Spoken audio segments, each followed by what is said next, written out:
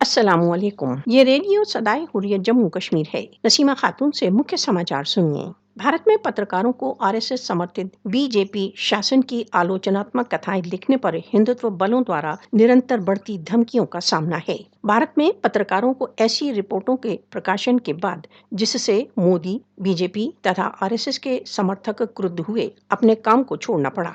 मोदी शासन की विफलताओं का पर्दाफाश करने पर पत्रकारों को हिंदुत्व ब्रिगेड द्वारा सोशल मीडिया पर डराया धमकाया जाता है। यहाँ तक कि सार्वभौमिक media watchdog reporters without border ने कहा है कि भारत में पत्रकारों को राष्ट्रवादियों द्वारा ऑनलाइन कैंपेन्स पर निशाना बनाया जा रहा है। मोदी के भारत में पत्रकारों को भय तथा धमकियों का सामना है। हाल ही में हिंदू राष्ट्रवादी राजेश जवेरी ने इस रहस्योद्घाटन पर कि हिंदू दाएं बाजू के दलों को अमेरिका में कोविड-19 रिलीफ फंडिंग मिली है, कश्मीरी पत्रकार राकिब हमीद नायक को मार डालने की धमकी दी।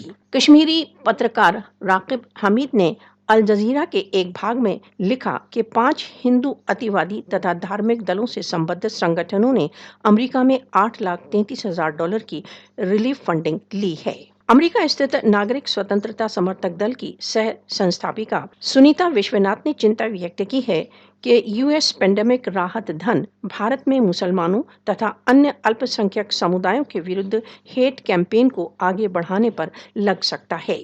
न्यूयॉर्क यूनिवर्सिटी में मीडिया स्टडीज के एक प्रोफेसर अरविंद राजगोपाल ने कहा है कि आरएसएस दीर्घकाल से फॉरेन फंडिंग प्राप्त करता रहा है।